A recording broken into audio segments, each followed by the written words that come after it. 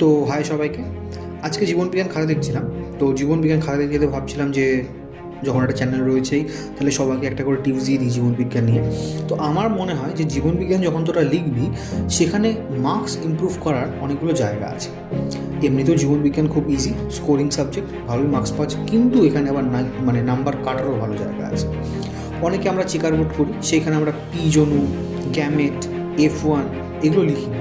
এগুলো লিখলে এগুলোর উপরেও কিন্তু মার্কস থাকবে। তারপর ধর যখন তুই কোনো বড় কোশ্চেন লিখিস তোরা, সেই কোশ্চেনটাকে তোরা সবসময় চেষ্টা করবি পার্ট মার্কিং করার। ধর তোকে দিল জনসংখ্যা বৃদ্ধির কারণ কী, তাহলে জনসংখ্যা বৃদ্ধির কারণগুলোকে পার্ট মার্কিং করলে তুই কতগুলো ভাগে ভাগে লিখলে, যেমন বইতে থাকে সেভাবে লিখলে টিচারকে সেই পার্ট মার্কিং অনুযায়ী নাম্বার দিতে হয়। ধর যখন তুই আবার পার্ট মার্কিংয়ে যখন লিখছিস তখন তুই চেষ্টা করলে কি, ধর তোকে আমি বললাম যে অ্যাসিড বৃষ্টির ক্ষতিকারক প্রভাবগুলি লেখো, তুই লিখছিস স্মৃতিসৌধের উপর প্রভাব। ওর মধ্যে তুই যদি ওই স্মৃতিসৌধের উপর কীরকম প্রভাব করে অ্যাসিড পড়ার ফলে, মানে ক্যালসিয়াম কার্বনের সঙ্গে H2SO4 বিক্রিয়ায় কী হচ্ছে, এইগুলো লিখলে কী হয়, খাতাটার ইমপ্রেশন স্যারের কাছে হাই হয়। আর আমি সবসময় তোরা মনে রাখিস, দেখ খাতাটা জমা দেওয়ার পরে তুই থাকবি না যে তুই কে, তোর পরিচয় কী, তুই কত ভালো স্টুডেন্ট, এটা কোনো ম্যাটার না। যেটা পরিচয় হবে তোর সেটা হচ্ছে তোর খাতা। এই খাতাটাকে তুই যদি ইমপ্রুভ করতে পারিস তাহলেই কিন্তু তোর স্যারের কাছে ইমপ্রেশন ভালো হবে, এবং ইমপ্রেশন ভালো হলে স্যার ভাববে এটা একটা যথেষ্ট ভালো স্টুডেন্ট এবং এর নাম্বারটা ভালো দেওয়ার চেষ্টা করবে স্যার। তো এইটা চেষ্টা করবি।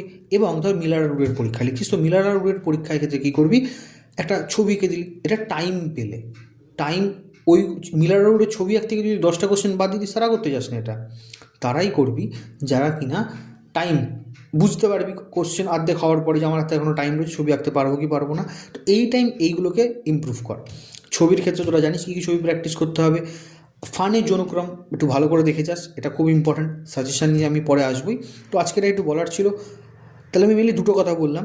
চেষ্টা করবি ডায়াগ্রাম দেওয়ার, যখন কোনো কিছু লিখবি তার ইকুয়েশন লেখা, বা কোনো রকম রাসায়নিক সংকেত পেলে রাসায়নিক সংকেত লেখা। এইগুলো লিখলে খাতায় সেই জিনিসটা স্যারের চোখে ভালো পড়ে এবং সেক্ষেত্রে ইমপ্রেশন হাই হয়। তোকে কালার চেঞ্জ করে বা কালো নীল এসব করে কিচ্ছু লাভ নেই।